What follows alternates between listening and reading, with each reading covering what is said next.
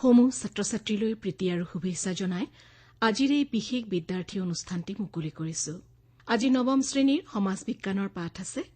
পাঠটি হ'ল ভাৰতীয় জাতীয়তাবাদৰ উন্মেষ। পাঠদান কৰিবলৈ আকাশবাণীৰ মজিয়াত উপস্থিত হৈছেহি গুৱাহাটীৰ কটন কলেজিয়েট উচ্চতৰ মাধ্যমিক বিদ্যালয়ৰ সহকাৰী শিক্ষক পৰশজ্যোতি হাজৰিকা আৰু তেখেতৰ সৈতে পাঠটিত অংশগ্ৰহণ কৰিছে ছোনিয়া দাস আৰু মৃদুল চৌধুৰী। এয়া পাঠটি শুনা ভাৰতীয় জাতীয়তাবাদৰ উন্মেষ। নমস্কাৰ। প্ৰথমে মই আজিৰ এই অনুষ্ঠানলৈ সকলো ছাত্ৰ-ছাত্ৰী, অভিভাৱক আৰু শিক্ষক শিক্ষয়িত্ৰীসকলক স্বাগতম জনাইছো।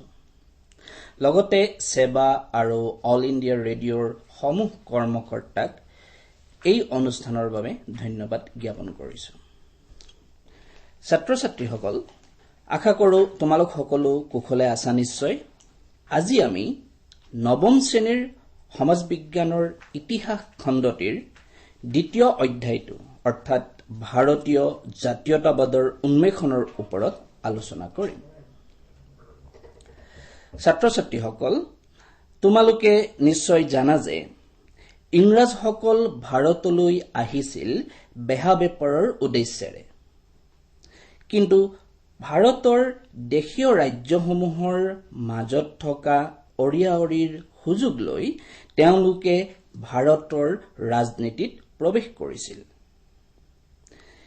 ইংৰাজসকলক ভাৰতৰ ৰাজনীতিত প্ৰৱেশ কৰাৰ ক্ষেত্ৰত প্ৰধানকৈ দুটা ঘটনাই সহায় কৰিছিল। তাৰে প্ৰথমটো হ'ল 1757 চনৰ পলাশী যুদ্ধ আৰু দ্বিতীয়টো হ'ল 1857 চনৰ চিপাহী বিদ্ৰোহ। তোমালোকে এই ঘটনা দুটাৰ বিষয়ে আগতে পঢ়ি আহিছা নিশ্চয়, নহয় জানো? অকে, গতিকে মই ইয়াৰ বিষয়ে বহলভাৱে আলোচনা নকৰো।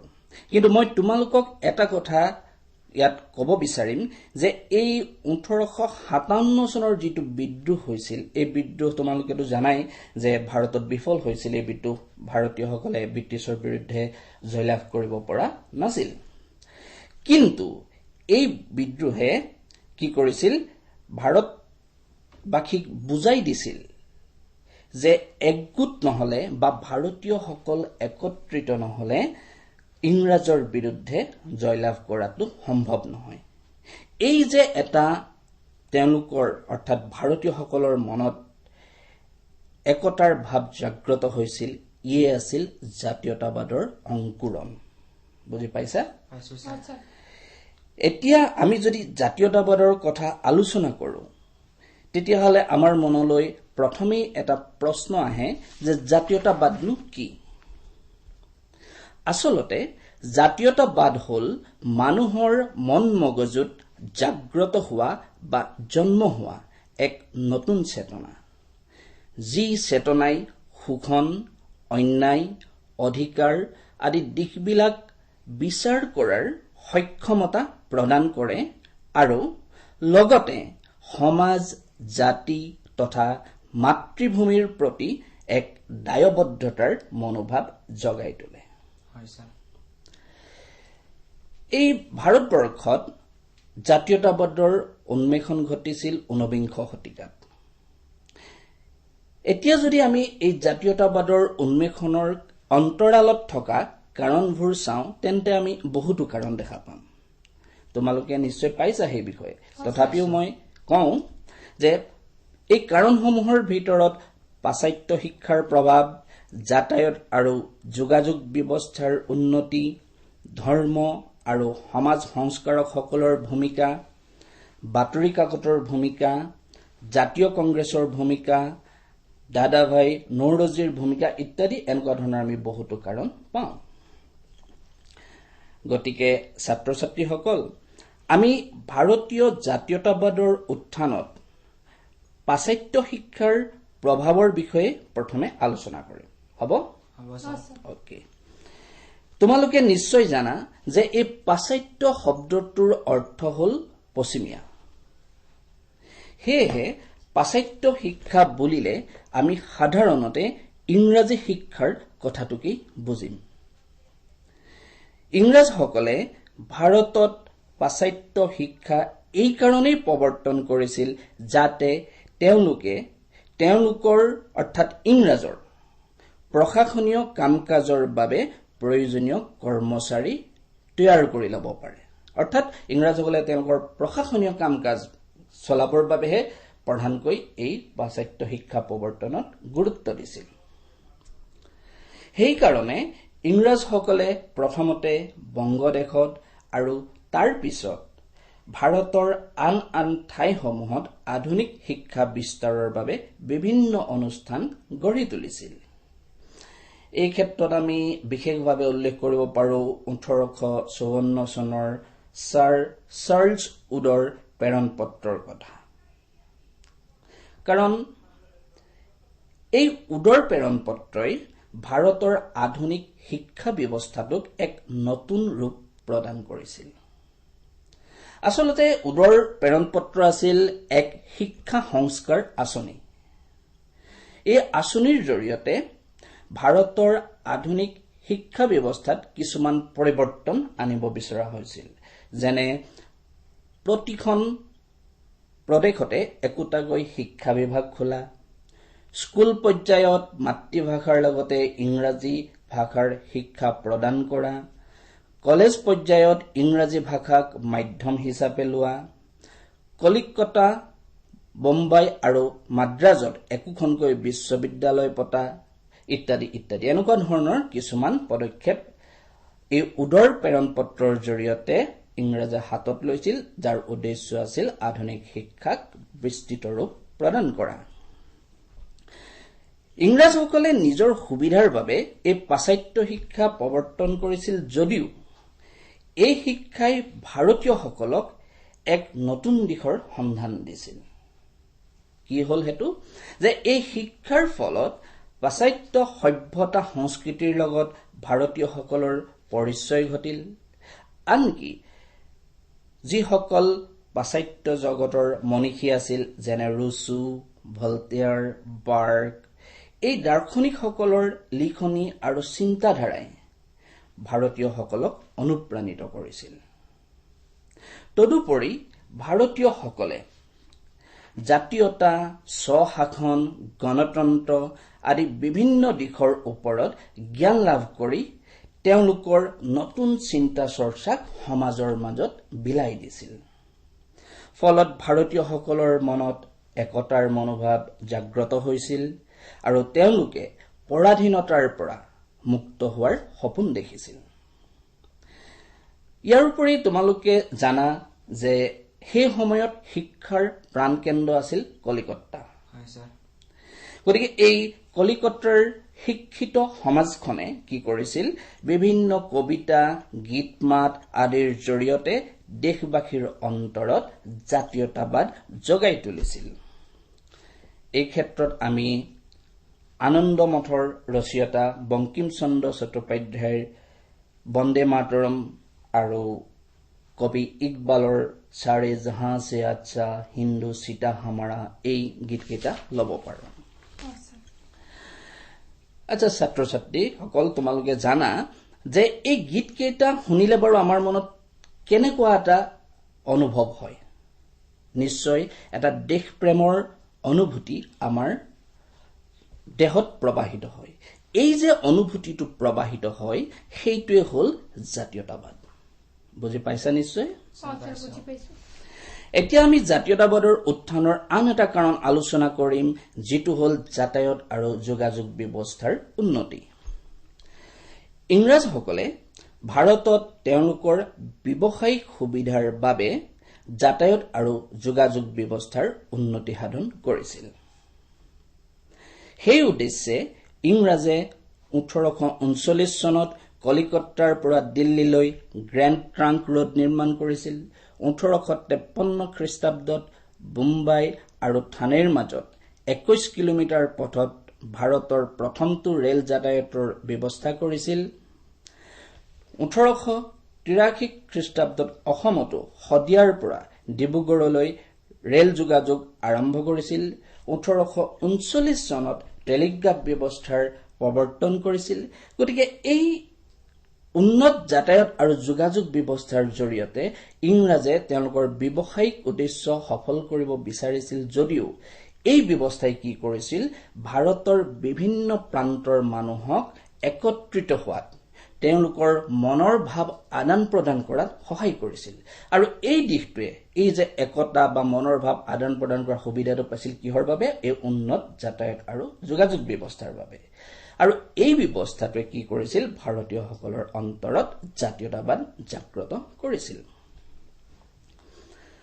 ভাৰতত জাতীয়তাবাদ সৃষ্টিৰ আন এটা কাৰণ হ'ল ধৰ্ম আৰু সমাজ সংস্কাৰকসকলৰ ভূমিকা সেই সময়ত ভাৰতীয় সমাজ ব্যৱস্থাত বহুতো ধৰ্মীয় সংকীৰ্ণতা অন্ধবিশ্বাস কুসংস্কাৰ আদিৰ প্ৰচলন আছিল সেয়েহে এখন যুক্তিবাদী সুশৃংখলিত দুৰ্নীতিমুক্ত এখন আধুনিক সমাজ গঠন কৰিবলৈ বহুকেইজন ভাৰতীয় মনীষীয়ে এক সমাজ সংস্কাৰ আন্দোলনৰ পৃষ্ঠপোষকতা কৰিছিল এই ক্ষেত্ৰত আমি প্ৰথমেই নাম ল'ব লাগিব বংগদেশৰ প্ৰখ্যাত মনীষী ৰাজা ৰামমোহন ৰায়ৰ এইগৰাকী ব্যক্তিয়ে কি কৰিছিল যে ধৰ্ম সমাজ শিক্ষা ৰাজনীতি আদি সকলো ক্ষেত্ৰতে নৱজাগৰণৰ ভাৱ কঢ়িয়াই আনি আধুনিক ভাৰতৰ ভেটি নিৰ্মাণ কৰিছিল যাৰ বাবে আমি তেওঁক আধুনিক ভাৰতৰ পিতৃ বুলি জানো এইটো এটা অতি দৰকাৰী প্ৰশ্ন যেহেতু আমি মনত ৰাখিব লাগিব যে এই ৰাজা ৰামমোহন ৰায়ক আধুনিক ভাৰতৰ পিতৃ বুলি আখ্যা দিয়া হয় এই ৰাজা ৰামমোহন ৰায়ে 1828 খ্ৰীষ্টাব্দত ব্ৰাহ্ম সমাজ স্থাপন কৰিছিল আৰু ইয়াৰ জৰিয়তে হিন্দু ধৰ্মক সংস্কাৰমুক্ত কৰিব বিচাৰিছিল তেওঁ বহু দেৱ-দেৱীৰ পূজা অপ্ৰয়োজনীয় বুলি কোৱাৰ লগতে মূৰ্তি পূজাৰ অসাৰতাৰ বিষয়ে হিন্দু সমাজক বুজাই দিছিল ঠিক একেদৰে সমাজত প্ৰচলিত পৰ্দা প্ৰথা বাল্য বিবাহ বহু বিবাহ সতীদাহ প্ৰথা আদিৰ বিৰোধিতা কৰি বিধৱা বিবাহ স্ত্ৰী শিক্ষা আদি প্ৰচলনৰ দ্বাৰা সমাজ ব্যৱস্থাৰ বহুতো পৰিৱৰ্তন আনিছিল এইখিনিতে মই এটা কথা উল্লেখ কৰিব বিচাৰো যেটো অতি দৰকাৰী যে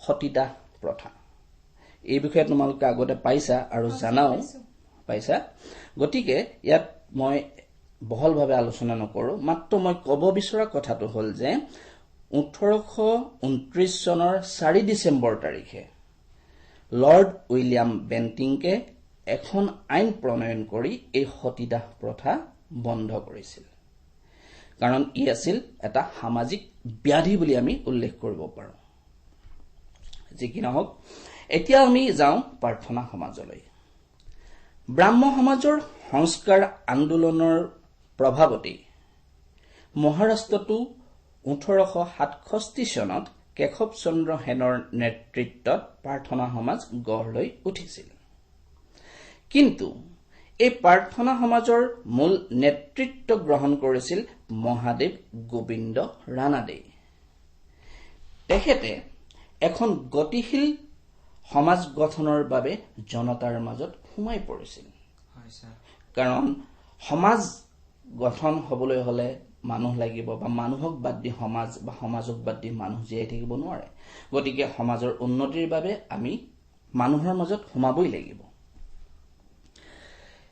এই জাতিভেদ প্ৰতিৰোধ অস্পৃশ্যতা বৰ্জন আদি সমৰ্থন কৰিছিল এই প্ৰাৰ্থনা সমাজে আৰু অসবৰ্ণ বিবাহ বিধৱা বিবাহ বিভিন্ন সম্প্ৰদায়ৰ মাজত খোৱা লোৱা সমাজৰ নিম্ন শ্ৰেণীৰ আৰ্থিক উন্নয়ন আদিৰ ওপৰত এই প্ৰাৰ্থনা সমাজে গুৰুত্ব দি এখন প্ৰগতিশীল ভাৰতীয় সমাজ গঠন কৰিব বিচাৰিছিল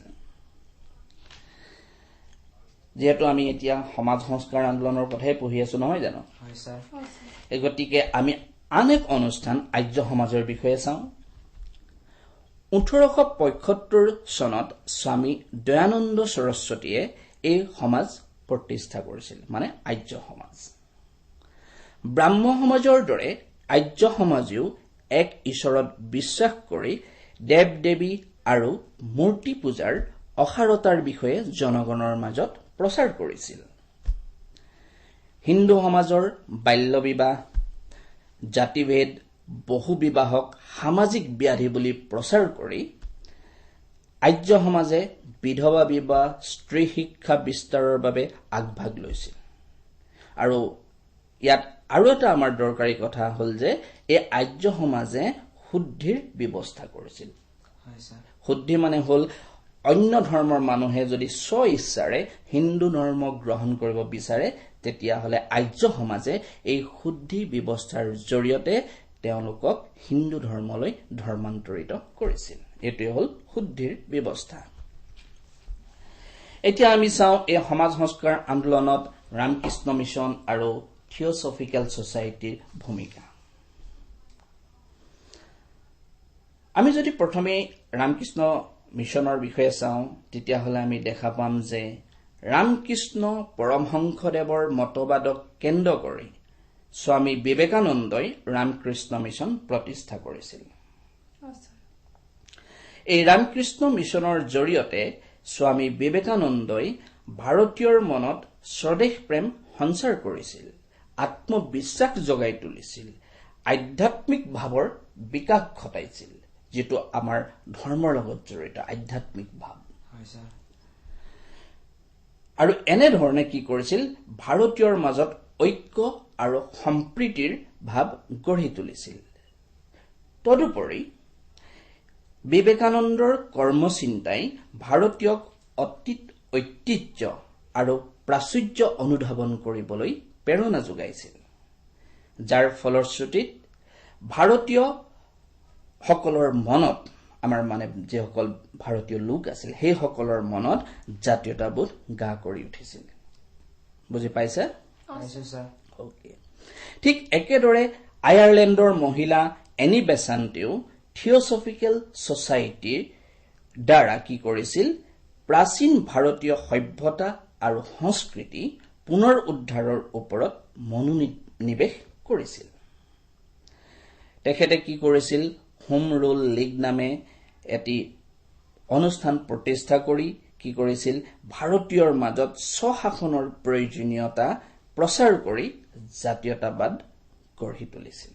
স্বশাসন, ডেট মিনছ আমি ভাৰতীয়সকল স্বাধীন, আমি নিজেই নিজক শাসন কৰাৰ অধিকাৰ আছে, তেনেকুৱা এটা মনোভাৱ প্ৰচাৰ কৰি এই জাতীয়তাবাদ গঢ়ি তুলিছিল। ঠিক একেদৰে আলিগড় আন্দোলনেও কি কৰিছিল, ভাৰতৰ বুকুত জাতীয়তাবাদ উত্থানত অৱদান আগবঢ়াইছিল। বিশেষকৈ এই আলিগড় আন্দোলনে ভাৰতীয় মুছলমান সমাজক আলিগড় শিক্ষানুষ্ঠানৰ মাধ্যমেৰে, যিটোক আমি বৰ্তমান আলিগড় মুছলিম বিশ্ববিদ্যালয় বুলি জানো, গতিকে এই শিক্ষানুষ্ঠানৰ মাধ্যমেৰে কি কৰিছিল, আধুনিক শিক্ষাৰে শিক্ষিত কৰিছিল। কাক কৰিছিল? ভাৰতীয় মুছলমানসকলক, যাতে তেওঁলোকৰ মাজত জাতীয়তাবাদী ভাৱধাৰাৰ সঞ্চাৰ হয়, তেওঁলোক যাতে ৰাজনৈতিকভাৱে সজাগ হয়, এই উদ্দেশ্যে কি কৰিছিল, তেওঁলোকক পাশ্চাত্য শিক্ষাৰ প্ৰতি আগ্ৰহী কৰি তুলিছিল। আৰু এই ক্ষেত্ৰত মুখ্য ভূমিকা গ্ৰহণ কৰিছিল ছাৰ ছৈয়দ আহমদ খানে।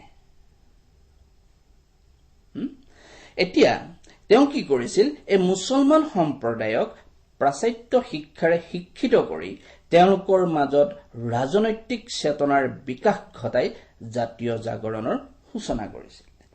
গতিকে আমি দেখা পাইছো যে ভাৰতীয় মুছলমানসকলক এই আলিগড় আন্দোলনে জাতীয়তাবাদৰ প্ৰতি আকৰ্ষিত কৰি তুলিছিল। ইয়াৰ পাছত আমি আহো বাতৰি কাকতৰ প্ৰসংগটোলৈ। সেই সময়ত যেতিয়া ইংৰাজে ভাৰতবৰ্ষ শাসন কৰিছিল, সেই সময়ত দেশীয় আৰু ইংৰাজী ভাষাত প্ৰকাশিত বিভিন্ন বাতৰি কাকত যেনে বেংগল গেজেট, বংগদৰ্শন, অমৃতবাজাৰ পত্ৰিকা, কেশৰী, হিন্দু, এই কাকতসমূহে কি কৰিছিল, ইংৰাজ চৰকাৰৰ ভাৰত নীতিক তীব্ৰ ভাষাৰে সমালোচনা কৰি ভাৰতবাসীক সজাগ কৰি দিয়াৰ উপৰিও তেওঁলোকৰ মাজত জাতীয়তাবোধৰ সঞ্চাৰ কৰিছিল। এতিয়া তোমালোকে দেখিছা যে আমাৰ বাতৰি কাকতসমূহে কি কৰে বা বিভিন্ন প্ৰচাৰ মাধ্যমসমূহে কি কৰে, চৰকাৰৰ দুখ ক্ৰুটি এইবিলাক জনসাধাৰণৰ আগত দাঙি ধৰে বা তেওঁলোকৰ ভাল কামসমূহো দাঙি ধৰে।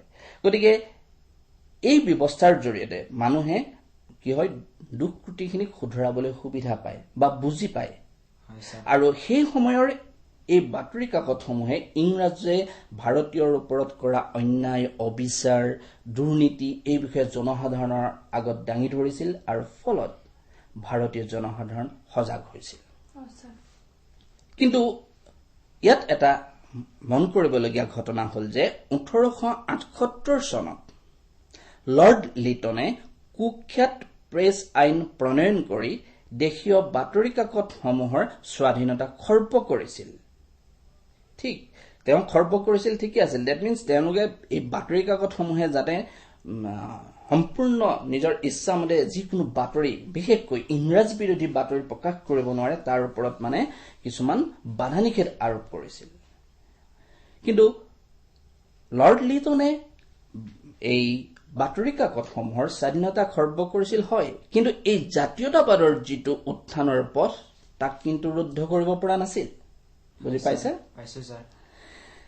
এই লৰ্ড লিটনৰ কাৰ্যকালত সংঘটিত আৰু এটা ঘটনা হ'ল তোমাৰ ICS পৰীক্ষাৰ পৰীক্ষাৰ্থীৰ বয়স 21 বছৰৰ পৰা 19 বছৰলৈ হ্ৰাস কৰিছিল সেই সময়ত ICS ইণ্ডিয়ান চিভিল সাৰ্ভিস বুলি কোৱা হৈছিল আৰু আজি এইটো কোৱা হয় এই পৰীক্ষাটোক কোৱা হয় যেটো ভাৰতীয় লোকসেৱা আয়োগৰ পৰীক্ষা এটো কোৱা হয় IAS ইণ্ডিয়ান এডমিনিষ্ট্ৰেটিভ সাৰ্ভিস গতিকে লৰ্ড লিটনে যেতিয়া এই পৰীক্ষাটোৰ পৰীক্ষাৰ্থীসকলৰ বয়স 21 বছৰৰ পৰা 19 বছৰলৈ হ্ৰাস কৰিছিল তেতিয়া মেধাৱী ভাৰতীয় ছাত্ৰসকলে ইংলেণ্ডত গৈ পৰীক্ষা দিয়াটো সম্ভৱ হোৱা নাছিল ফলস্বৰূপে দেশজুৰি ইয়াৰ এক প্ৰতিবাদ চলিছিল বুজি পাইছে আৰু এই প্ৰতিবাদে কি কৰিছিল ভাৰতৰ জাতীয়তাবাদক শক্তিশালী কৰিছিল আকৌ কি হৈছিল 1883 খ্ৰীষ্টাব্দত ইলবাৰ্ট বিলৰ প্ৰসংগটো আহে এই ইলবাৰ্ট বিল এখন হ'ল ব্ৰিটিছ চৰকাৰৰ আইন সদস্য CP ইলবাৰ্টে প্ৰণয়ন কৰিছিল এই আইনখনৰ উদ্দেশ্য আছিল যে ভাৰতীয় বিচাৰকসকলে ইউৰোপীয় যিসকল আসামী বা দোষী আছে তেওঁলোককো বিচাৰ কৰিব পাৰিব যেতিয়া এই ইলবাৰ্ট বিলখনে ভাৰতীয় বিচাৰকসকলক এই ক্ষমতাটো প্ৰদান কৰিছিল তেতিয়া ইউৰোপীয়সকলে ইয়াৰ প্ৰতিবাদ কৰিছিল ফলস্বৰূপে কি হৈছিল সুৰেন্দ্ৰনাথ বেনাৰ্জীৰ নেতৃত্বত ভাৰতীয়সকলে এক প্ৰবল ইংৰাজ বিৰোধী প্ৰতিবাদ গঢ়ি তুলিছিল আৰু এই প্ৰতিবাদে আমাৰ ভাৰতীয় জাতীয় জাগৰণক সহায় কৰিছিল বুজি পাইছা তোমালোকে এতিয়া আমি যাওঁ আন এটা গুৰুত্বপূৰ্ণ কাৰণ হেতু হ'ল জাতীয় কংগ্ৰেছৰ ভূমিকা 1885 চনত এলেন অক্টেভিয়ান হিউমৰ প্ৰচেষ্টাত জন্ম লাভ কৰিছিল এই ভাৰতীয় জাতীয় কংগ্ৰেছে এই জাতীয় কংগ্ৰেছে দেশৰ স্বাৰ্থ বিৰোধী সকলো বিষয়ত চৰকাৰক সমালোচনা কৰি তাৰ সংস্কাৰৰ দাবী তোলাৰ লগতে স্বায়ত্ত শাসন প্ৰাদেশিক আইন সভা শিক্ষা বিস্তাৰ সামৰিক শিক্ষা প্ৰদান প্ৰশাসনীয় আৰু ন্যায়পালিকাৰ পৃথকীকৰণ আদি বিভিন্ন দিশত দাবী উত্থাপন কৰি ভাৰতীয়সকলক তেওঁলোকৰ অধিকাৰ আৰু কৰ্তব্য সম্পৰ্কে সজাগ কৰি জাতীয়তাবাদ সৃষ্টিত অৰিহণা যোগাইছিল ছাত্ৰ ছাত্ৰীসকল তোমালোকে বাৰু দাদাভাই নৌৰোজীৰ কথা শুনিছানে এইজন লব্ধপ্ৰতিষ্ঠ কংগ্ৰেছ নেতাই কি কৰিছিল তেওঁ আছিল ব্ৰিটিছ কমন্স সভাৰ প্ৰথমজন ভাৰতীয় এই দাদাভাই নৌৰোজীয়ে ভাৰতৰ বাহিৰেও কি কৰিছিল ইংলেণ্ডৰ কমন্স সভাত ইংৰাজৰ কুশাসন আৰু ভাৰতীয়সকলৰ সমস্যাসমূহ দাঙি ধৰিছিল আনকি 1906 খ্ৰীষ্টাব্দৰ কলিকতাত হোৱা কংগ্ৰেছ অধিৱেশনত এই দাদাভাই নৌৰোজীয়ে সভাপতিত্ব কৰিছিল আৰু তাতেই তেওঁ ঘোষণা কৰিছিল যে স্বৰাজ প্ৰাপ্তিয়েই আমাৰ লক্ষ্য গতিকে এনে ধৰণৰ দাদাভাই নৌৰোজীয়ে কি কৰিছিল আমাৰ জাতীয়তাবাদ উত্থানত যথেষ্ট বৰঙণি আগবঢ়াইছিল ইয়াৰ পাছত আমি চাওঁ বংগভংগৰ কথা তোমালোকে নিশ্চয় জানা যে 1905 চনত